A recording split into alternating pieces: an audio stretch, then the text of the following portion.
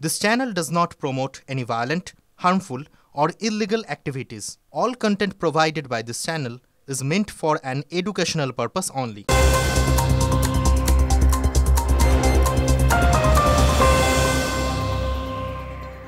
টিভি9 বাংলায় স্বাগত। আপনাদের সঙ্গে রয়েছে আমি শর্মিষ্ঠা। মহিলা রেঞ্জ অফিসারকে হুমকি দিলেন, তারপর মন্ত্রিত্ব খোয়ালেন অখিলগিরি। দলের নির্দেশ মেনে ইমেল মারফত পদত্যাগপত্র ইতিমধ্যেই পাঠিয়ে দিয়েছেন তিনি। আগামীকাল মুখ্যমন্ত্রীর হাতে সরাসরি পদত্যাগপত্র তুলে দেবেন বলেও অখিল জানিয়েছেন। তবে মহিলা অফিসারের কাছে ক্ষমা চাওয়ার প্রশ্নই নেই জানিয়ে দিয়েছেন অখিল। তাই এই বিতর্কে এখনই ইতি পড়ছে না। ডাং দিয়ে পেটানোর হুমকি দিয়েছেন, তাই অখিলের বিরুদ্ধে কেন আইনি পদক্ষেপ নেওয়া হবে না সেই প্রশ্নও তুলছেন বিরোধীরা। আপনার আয়ু 7-8 দিন 10 দিন সব ডাং নিয়ে পিটাবো না, তখন বুঝবেন। আপনি কি কোনোভাবে অনুতপ্ত? না। রাষ্ট্রপতি সম্পর্কে কুমন্তব্য করে পার পেয়ে গেছিলেন। এবার মহিলা রেঞ্জারকে হুমকি শাসানি দিয়ে ছাড় পেলেন না কারামন্ত্রী অখিলগিরি।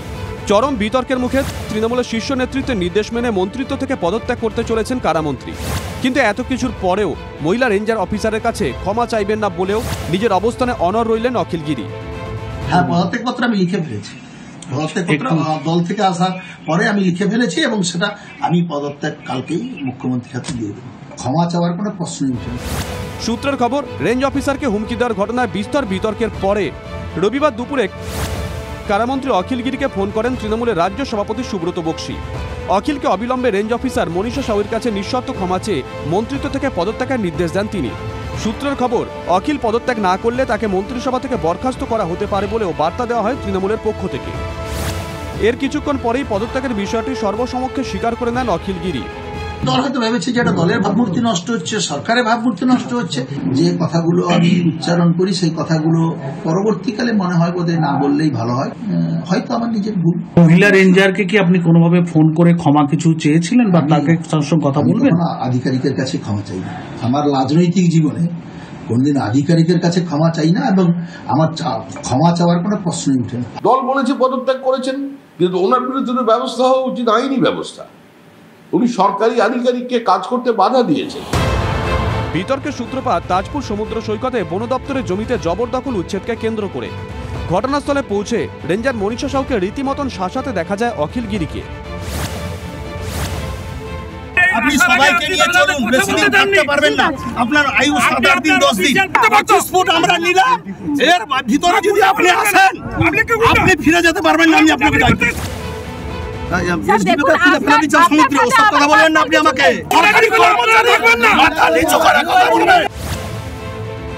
ভদ্রভাবে হবে না। যে ঠাকুর যে ফুলের সব ডাং নিয়ে পিটাবো না, তখন বুঝবেন। অখিলগিরির এহেন মন্তব্যে চরম রুষ্ট মুখ্যমন্ত্রী। তৃণমূলের শীর্ষ নেতৃত্ব কঠোর অবস্থান নিয়েছে, কিন্তু বিভিন্ন মহলে প্রশ্ন উঠছে, কর্তব্যরত সরকারি অফিসারকে ডাং দিয়ে পেটানোর হুমকি দেওয়ার পরেও অখিলগিরির বিরুদ্ধে কেন পুলিশ অভিযোগ দায়ের করা হলো না? মহিলা রেঞ্জ অফিসার কি ভয়ে থানায় যেতে পারছেন না? বন দপ্তরের তরফ থেকে কেন এ বিষয়ে সুনির্দিষ্ট অভিযোগ দায়ের করা হচ্ছে না? পুলিশ কর্মীদের সামনে রেঞ্জ অফিসারকে শাসান অখিলগিরি। এরপরেও পুলিশ কেন শতপ্রণোদিত মামলা করল না? অখিলগিরি রাজ্যের শাসক দলের প্রভাবশালী নেতা, তাই কি পুলিশ সিটিয়ে আছে? না, উনি ক্ষমা চাইতেন কেন? সর্বোচ্চ তৃণমূল কংগ্রেস যে কাজ করে অখিলগিরিও সেই কাজ করেছে। আমাদের মুখ্যমন্ত্রী স্নেহ পরবশ হয়ে ভালোবেসে বইমেলার বাইরে তিনি পুলিশকে চাপকাবেন বলেছিলেন। বিভিন্ন সময় বিভিন্ন জায়গায় বিডিও এসডিওটা থ্রেট করা হচ্ছে, লোয়ার জুডিশিয়ারির থ্রেট, বিচারপতিদের হুমকি দেওয়া হচ্ছে, তাদের পরিবারকে নিরাপত্তা নিয়ে তারা চিন্তিত হয়ে গেছে। মানুষ তো ভয়ের আবহে আছে, গোটা প্রশাসন তো ভয়ের আবহে আছে। সরকারি আধিকারিকরা, তাদের দিয়ে দেওয়া হচ্ছে না, প্রতারিত হচ্ছে তারা সর্বস্তরে। কেন অখিলগিরি ক্ষমা চাইবে? দলের সুপ্রিমো নির্দেশে দলের রাজ্য সভাপতি মাননীয় মন্ত্রীকে কিছু নির্দেশ দিয়েছেন। এবারে সেই নির্দেশ তিনি পালন করবেন কি না করবেন এবং তার পরবর্তী পদক্ষেপ কি হবে সেটা আমাদের দলের সুপ্রিমো মাননীয় মমতা বন্দ্যোপাধ্যায় দলনেত্রী হিসেবে এবং প্রশাসনিক প্রধান মুখ্যমন্ত্রী হিসেবে সিদ্ধান্ত নেবেন। সোমবার রাজ্য বিধানসভার অধিবেশন। সোমবারই মুখ্যমন্ত্রীকে পদত্যাগপত্র পাঠাবেন অখিল, কিন্তু এই নিয়ে বিতর্ক চলছেই। প্রদীপ্ত ঘোষ ও কনিষ্ক মাইতির রিপোর্ট, টিভি9 বাংলা। গতকাল মহিলা সরকারি আধিকারিককে শাসিয়ে যেমন বিতর্কে জড়িয়েছেন, তেমনি আরও একটা বিতর্ক রামনগরের তৃণমূল বিধায়ক বাঁধিয়েছেন। সেটা হলো দুর্নীতি অনিয়মের বিতর্ক। প্রকাশ্যে গতকাল ফরেস্ট অফিসারকে হুমকি দিতে গিয়ে অখিল গিরি বলেছেন বন দপ্তরের একাংশের বিরুদ্ধে অনিয়মের অনেক খবরই নাকি তার কাছে রয়েছে। বিধানসভায় সেই সব ফাঁস করে দেবেন। পাল্টা জবাব দিয়েছেন বনমন্ত্রীও। অনেকেরই প্রশ্ন, কেঁচো খুঁড়তে গিয়ে কি কেউটে বেরিয়ে পড়বে? আগে শঙ্করপুরে ফরেস্টের ল্যান্ডের উপরে দোতলা ঘর করেছে, ভাঙুন ওখানে। হ্যাঁ ভাঙুন, আগে ভাঙুন, তারপরে আসবেন এখানে। হ্যাঁ আমি বসাবো, বসিয়ে দিব আজকেই, আমি বসাবোই। আমার লোকেরা খেতে পাচ্ছে না, আপনি ল্যান্ড নিয়ে আপনি মাথায় তুলে নাচবেন। কর্তব্যরত মহিলা ফরেস্ট অফিসারের সঙ্গে প্রকাশ্যে দুর্ব্যবহার।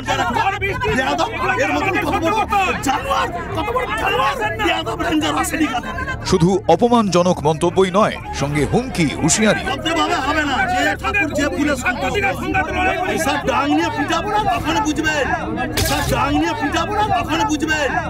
আপনার আয়ু 7-8 দিন 10 দিন এর ভিতরে যদি আপনি আসেন আপনি ফিরে যেতে পারবেন না। আমি আপনাকে মহিলা সরকারি অফিসারের সঙ্গে শনিবার অখিল গিরির এমন আচরণে রাজ্য রাজনীতি তোলপাড়। কিন্তু এখানেই শেষ নয়। ফরেস্ট অফিসার মনীষা সাহুকে ধমক দিতে গিয়ে মন্ত্রী রামনগরের তৃণমূল বিধায়ক অখিল গিরির বিস্ফোরণ। আমি আপনাকে বলছি, কে বিড অফিসার আমি জানি ফরেস্টের কি কাজ হয়, কত বড় দুর্নীতি আমরা সব জানি। আমার জানি বিড অফিসারের বিরুদ্ধে কি আছে আমি জানি পাবলিকের। আমি কিন্তু ফাঁস করে দেবো সব বিধানসভায়। আপনি আমাকে চিনেন না। ছিল বন দফতরের উচ্ছেদ অভিযানের বিরুদ্ধে প্রতিবাদ, সেখানেই কিনা দুর্নীতির অভিযোগ। বন দফতরে ঠিক কোন বেনিয়মের কথা বলতে চাইছেন বর্ষিয়ান নেতা? এখন গাছগুলো অকেজো হয়ে যায়, সরকারের ট্রেজারিতে টাকা ওরা সরকারি হিসাবে দেখায় না, অনেক রকম আছে। আগে যে বিট অফিসার ছিল শঙ্করপুরে, কত গাছ বিক্রি করে দিয়েছে। আমি যেখানে জানাবার কথা ঠিক জানিয়ে দেবো। বন দপ্তর দুর্নীতি হচ্ছে এখানকার যে প্রাকৃতিক দুর্যোগে যেসব গাছগুলো পড়ে যায়, ওরা সেগুলো অকশন না করে নিজেরা রাতের অন্ধকারে বিক্রি করে দেয়। এখানে গাছ লাগানো হয় না, তাহলে সেই গাছ লাগানোর টাকাগুলো কোথায় যায়? প্রত্যেক দোকানদার কাছ থেকে তারা পয়সা নিয়ে বসিয়েছিল। কত টাকা নেয়? 5,000 10,000। রেশন থেকে রাস্তা, শিক্ষা থেকে পুরসভা, তৃণমূল সরকারের আমলে একাধিক দুর্নীতির অভিযোগ প্রকাশ্যে এসেছে। সুর চড়িয়েছে বিরোধীরা। কিন্তু এবার যে উলট পুরাণ, মন্ত্রী তৃণমূল বিধায়ক অখিল গিরির দাবি, শুকনো গাছ যেটা সরকারি নিলাম দরে রেটে বিক্রি হয়, সে টাকা সরকারি ঘরে জমা পড়ে। ওরা সমস্ত কত বড় দুর্নীতি করে ওখানে শঙ্করপুরে বসে। আমি 6 মাস দায়িত্বে এসেছি এবং দায়িত্ব 100% মন দিয়ে কাজ করি এবং আমার এরকম কোনো দুর্নীতির কথা জানা নেই। আবারও বলছি যে ফরেস্ট ডিপার্টমেন্টে যারা কাজকর্ম করেন দৃঢ়তার সাথে কাজ করেন এবং 24 ঘন্টায় কিন্তু তারা নিজের জীবন বিপন্ন করে কাজ করেন। যে এক চোর অন্য চোরকে বলছে তুই বেটা চোর, আর একজন আর এক চোরকে বলছে তুই বেটা চোর। চোর চোরকে চোর বলছে। আমরা দেখে আনন্দ পাচ্ছি, জনগণ দেখুক সবাই কত চোর আছে তৃণমূল কংগ্রেসে। আমার জানি বিড অফিসারের বিরুদ্ধে কি আছে আমি জানি পাবলিকের। আমি কিন্তু ফাঁস করে দেবো সব বিধানসভায়। আপনি আমাকে চিনেন না। সেসব তথ্য আছে আমার কাছে, পঞ্চায়েতে আছে। যখন আমাদের পঞ্চায়েত ছিল, পঞ্চায়েতে আছে, আমি বার করছি, তথ্য বার করছি। প্রশ্ন হলো, বন দফতরে বেনিয়ম সংক্রান্ত তথ্য বিধানসভায় কবে ফাঁস করবেন অখিল গিরি? অধিবেশন তো চলছে, সোমবার কি হাটে হাড়ি ভাঙবেন? অখিল বীরবাহা দ্বন্দ্বের রেশ কি অধিবেশন কক্ষের ভিতরে দেখা যাবে? অখিলগিরি বন দফতরের একাংশের বিরুদ্ধে বেনিয়মের তথ্য বিধানসভায় ফাঁস করবেন কিনা জানা নেই। তবে অস্ত্র হাতে পেয়ে ময়দানে নামার হুঁশিয়ারি দিয়ে দিয়েছে বিজেপি। তৃণমূল কংগ্রেসের দায়িত্ব, অখিলগিরির দায়িত্ব এবং এটা দায়বদ্ধতা যে একজন মন্ত্রী হয়ে তিনি যখন আরেকটি দপ্তরে দুর্নীতির কথা বলছেন, সেই দুর্নীতিটাকেও তিনি যেন জনসমক্ষে নিয়ে আসেন। বীরবাহা হাসদা আমি দেখতে চাই, উনি একজন মহিলা, ওনারই লেডি অফিসারকে অপমান করেছে, জানোয়ার বলেছে, কি কি ডাং মেরে কি কি ভাষায় জীবনে শুনিনি এই সমস্ত। দেখি বীরবাহা হাসদা মহাশয়া কি করেন, নাহলে আমি মাননীয় মন্ত্রীকে বিধানসভায় প্রশ্নটা করব। সোমবার বিধানসভার দিকেই এখন রাজনৈতিক মহলের নজর। কনিষ্ক মাইতির রিপোর্ট, TV9 বাংলা। রাজ্যের লক্ষ্মীদের জন্য ভান্ডার আছে, কিন্তু এখন প্রশ্ন উঠছে লক্ষ্মীদের জন্য নিরাপত্তা আছে কি? মাথা ভাঙা থেকে শ্যামনগর, চোপড়া থেকে সোনারপুর, একের পর এক অভিযোগ আগে থেকেই ছিল। আর এখন দেখা যাচ্ছে কর্মরত মহিলা সরকারি অফিসারও ছাড় পাচ্ছেন না। ডাং দিয়ে মারার হুমকি দিচ্ছেন একজন মন্ত্রী। ভাবতে পারেন এরপরও পুলিশে কোনো অভিযোগই দায়ের হয়নি। রাজ্য প্রশাসন কি আদৌ মহিলাদের নিরাপত্তার কথা ভাবে? লোকসভা ভোটের মুখেই লক্ষ্মীর ভাণ্ডারের ভাতা বাড়িয়ে দিয়েছিল রাজ্য সরকার। ভোটের প্রচারেও দেওয়াল জুড়ে লক্ষ্মীর ভাণ্ডার।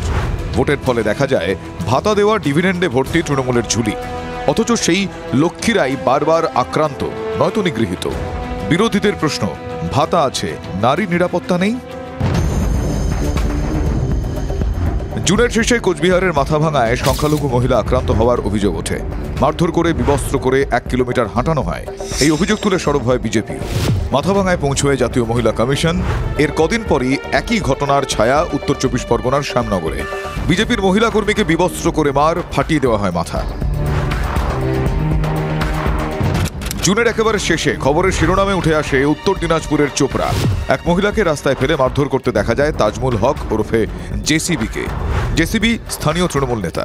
অভিযোগ, তার মাথায় হাত স্থানীয় বিধায়ক হামিদুর রহমানের। অভিযুক্তের পরিবর্তে নিগৃহীত মহিলাকেই কাঠগড়ায় তোলে হামিদুল। ইমেজের 12টা বাজছে বুঝেই হামিদুলকে শোকজ করে তৃণমূল। কয়েকদিন যেতে না যেতেই সোনারপুরেও এক জেসিবির খোঁজ মেলে। নাম জামাল উদ্দিন সর্দার, স্থানীয় তৃণমূল কর্মী। জামালের বাড়িতেও সালিশি সভা বসানোর অভিযোগ। শিকলে বেঁধে মহিলাদের মারধর করার মতো অভিযোগ ওঠে। 21শে জুলাই তৃণমূলের সভার আগেই জেসিবির মতো জামালকেও পুলিশ ধরে। মঞ্চ থেকে মুখ্যমন্ত্রী নির্দেশও দেন, পরিষ্কার বলছি, মা বোনেদের সম্মান দেবেন। মুখ্যমন্ত্রীকে মনে হচ্ছে থোড়াই কেয়ার।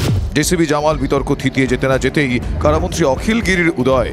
তাজপুর সমুদ্র সৈকতে অবৈধ হকারদের পাশে দাঁড়াতে গিয়ে কর্মরত মহিলা অফিসারকেই কুকথা, হুমকি, হুঁশিয়ারি।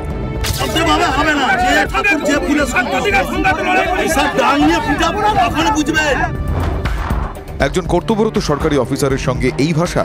একজন মহিলা অফিসারের সঙ্গে এই ভাষায় কথা বলা যায়? রাজ্যের একজন মন্ত্রীর মুখে এই ভাষা? তৃণমূলের মামুলি নেতা কর্মী থেকে মন্ত্রী কেউ বাদ যাচ্ছেন না। প্রশ্ন তাই একটাই, লক্ষ্মীদের ভাতা আছে, নিরাপত্তা নেই? মহিলা অফিসারকে উনি মারবেন, পিটাবেন, এখান থেকে যেতে পারবেন না, মানে আর কি বাকি থাকলো? একজন পুরুষ হয়ে যদি একজন মহিলাকে এই ধরনের কথা বলেন, এ তো শ্লীলতাহানির পর্যায়ে পড়ে। অ্যাকচুয়ালি তো মন্ত্রীর বিরুদ্ধে এফআইআর হওয়া উচিত।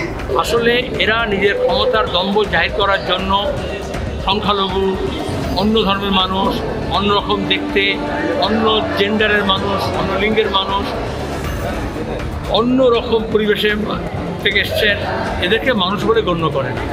এটা হচ্ছে তৃণমূলের মমতা ব্যানার্জির সবচেয়ে বড় রাজনৈতিক দর্শন। মুখ্যমন্ত্রীর ক্ষমতা নেই, এই কারণে মুখ্যমন্ত্রীর সস্নেহে প্রশ্রয়ে এরা বড় হয়ে উঠছে।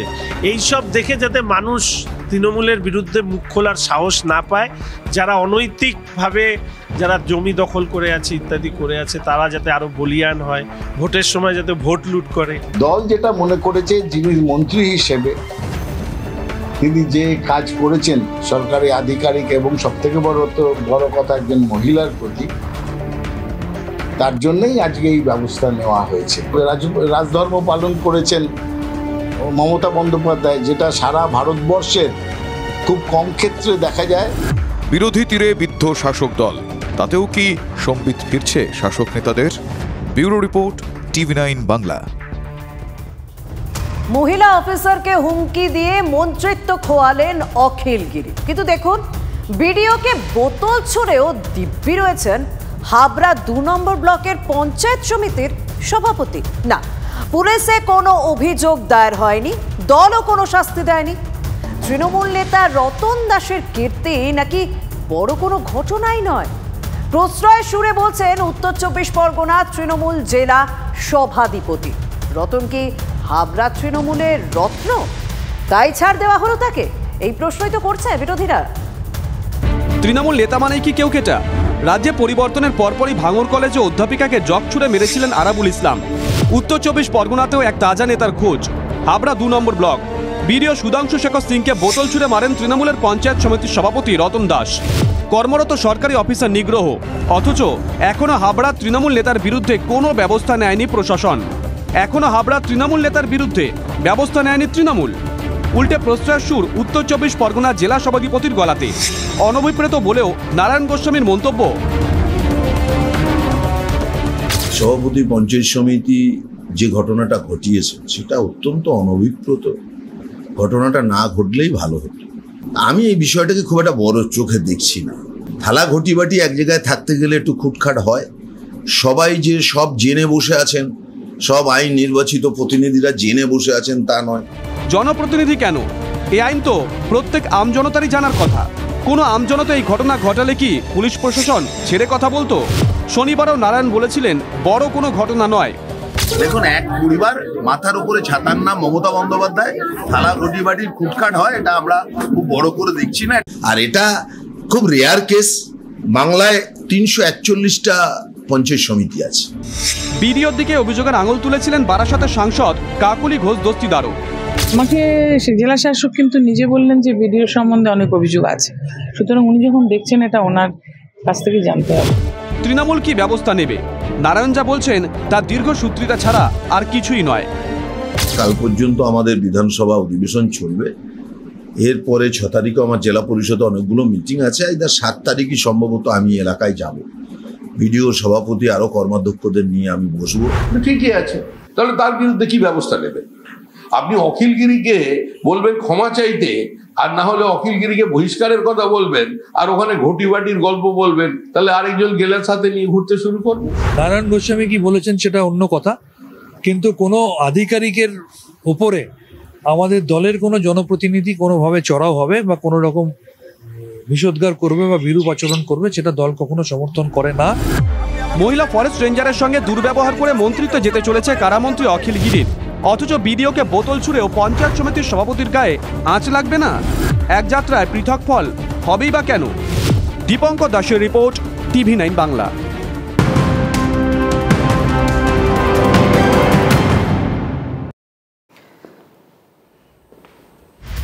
সুকান্ত মজুমদার থেকে নিশিকান্ত দুবে বঞ্চনার অভিযোগ তুলে উত্তরবঙ্গকে পৃথক রাজ্যের দাবিতে সুর চড়িয়েছেন একের পর এক বিজেপি নেতা। তাই এবার বাংলা ভাগের বিরোধিতায় বিজেপি পার্টি অফিসের সামনে জাতীয় বাংলা পরিষদের বিক্ষোভ। জাতীয় বাংলা পরিষদ এখানে এসেছি একটাই কারণে, বাংলা ভাগের চক্রান্ত 1 নম্বর, 2 নম্বর হচ্ছে ইউনিয়ন টেরিটরি করার, যাতে বাংলাকে জাতাকলে নিষ্পেষিত করে দাও, বাঙালিদের শেষ করে দাও। বিজেপি নামক যে বাঙালি বিরোধী, বাঙালি বিদ্বেষী দল সেই কাজটা করে যাচ্ছে। এটা সূক্ষ্মভাবে বাঙালিকে শেষ করে দাও, বাংলার অর্থনীতিকে শেষ করে দাও, বাংলা যাতে একেবারে শেষ করে দিতে পারে সেই কাজটা। আজ এই কারণেই আমরা এসছি প্রতিবাদ জানাতে, যাতে এই রকম দাবি না তোলে সুকান্ত মজুমদার। তিনি বাঙালির কাছে ক্ষমা চাক যে ভুলটা করেছেন।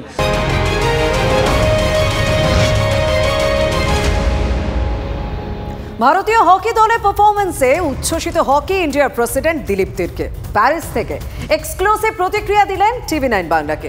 ভারতীয় হকি দল এবার সোনা নিয়ে ফিরবে আশাবাদী दिलीप तिरके। आज हमारे लिए ऐतिहासिक जीत है, क्योंकि आज जिस हिसाब से टीम 10 खिलाड़ियों के साथ खेलना काफ़ी मुश्किल की बात है, क्योंकि मुझे समझ में है 10 खिलाड़ियों के साथ कितना डिफिकल्ट होता है, और सब टीम इसलिए हमें अटैक करने का मौका नहीं मिला। जो प्लान के हिसाब से टीम ने मेरे ख्याल से सब डिफेंस आगे अपना 25-30 यार्ड्स में अब रोकने की कोशिश किया और उसका फ़ायदा भी मिला। हाँ, डिफेंस के हिसाब से डिफेंडिंग जो शॉर्ट कॉर्नर डिफेंस कर रहे थे उस टाइम हमारे डिफेंडर्स गोलकीपर बहुत अच्छे तरीके से उसको रोका है, और स्पेशली मैं कहूँगा श्रीजत का परफॉर्मेंस, आज श्रीजत का परफॉर्मेंस हमेशा की तरह आज भी एक्सेलेंट रहा है। तो मैं सबको यही कह रहा हूँ कि इंडियन हॉकी का गॉड आज श्रीजत हैं। आज प्लेयर ने मेहनत किए, आज शूट आउट तक लेके गया और शूट आउट में हम जीते। अब इतना ही कहना चाहूँगा कि टीम अभी नेक्स्ट मैच सेमीफाइनल है, उस पर कोई फोकस करने की जरूरत है। यदि हम ऑस्ट्रेलिया को हरा सकते हैं, हम 10 प्लेयरों के साथ इंग्लैंड मैच में बेटर कर सकते हैं, जीत सकते हैं। सो डेफिनेटली सेमीफाइनल मैच में टीम का परफॉर्मेंस अच्छा होगा। हम मेरा बेस्ट विशेष सबका यही एम है कि हम मेडल टैली में आना है, गोल्ड के लिए जाना है। রাজ্যের চিকিৎসা ব্যবস্থাকে আরও এগিয়ে নিয়ে যেতে বিশেষ উদ্যোগ। কলকাতার এক অভিজাত ক্লাবে অনুষ্ঠিত হল চিকিৎসকদের নিয়ে বিশেষ কর্মশালা। স্বনামধন্য শিশু বিশেষজ্ঞ অরুণাভ ধরের উদ্যোগে বিশেষ অনুষ্ঠান। প্রদীপ জ্বালিয়ে অনুষ্ঠানের সূচনা করেন British deputy high commissioner Andrew Felling. উন্নত স্বাস্থ্য পরিষেবায় প্রযুক্তির ব্যবহার এবং স্বাস্থ্যক্ষেত্রে পোস্ট গ্র্যাজুয়েটের গুরুত্ব। অনুষ্ঠানে মূল আলোচ্য বিষয় ছিল এই তিনটি। উপস্থিত ছিলেন রাজ্য স্বাস্থ্য বিভাগের প্রিন্সিপাল সেক্রেটারি নারায়ণ স্বরূপ নিগম, ডাক্তার কমলেশ্বর মুখোপাধ্যায়, চিকিৎসক রূপালী বসু, সাহিত্যিক শীর্ষেন্দু মুখোপাধ্যায় প্রমুখ। মানুষ যেখানে হাসপাতালে আসতে পারছে না, যারা বঞ্চিত, যারা এখনো জঙ্গলে থাকে, অনেক ট্রাইবালস আছে যারা পছন্দ করে না যে তারা মডার্ন হসপিটালে আসবে, তাহলে কি মডার্ন চিকিৎসা তাদের কাছে পৌঁছাবে না? আমার মনে হয় যে এই দেশের সংবিধান সবাইকে অধিকার দেয় স্বাস্থ্যের প্রতি, এবং সেই অধিকারটা দিতে গিয়ে সে যেভাবে চায় তাকে আমাকে সেভাবেই দিতে হবে। It's a good platform where you start having a talk. এবার আপনি 10টা জিনিস দিলেন, তার মধ্যে ওরা 4টে জিনিস অ্যাকসেপ্ট করলো, 2টো জিনিস ওখানে হবে না, তারা আসবে, কিন্তু এই ডায়লগটা তো ওপেন হবে। আমাদের 3টে বিষয় নিয়ে মূলত ভাবনা চিন্তা।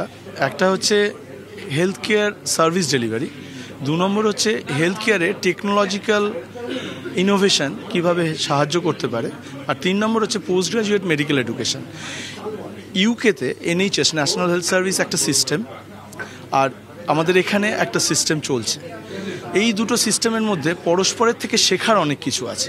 কোনো সিস্টেম মানে NHS-এর সব ঠিক সেটাও নয়, ওখানেও জিনিস লার্নিংয়ের আছে, আবার এখানে অনেক কিছু আছে যেগুলো ওখান থেকে শেখা যায়।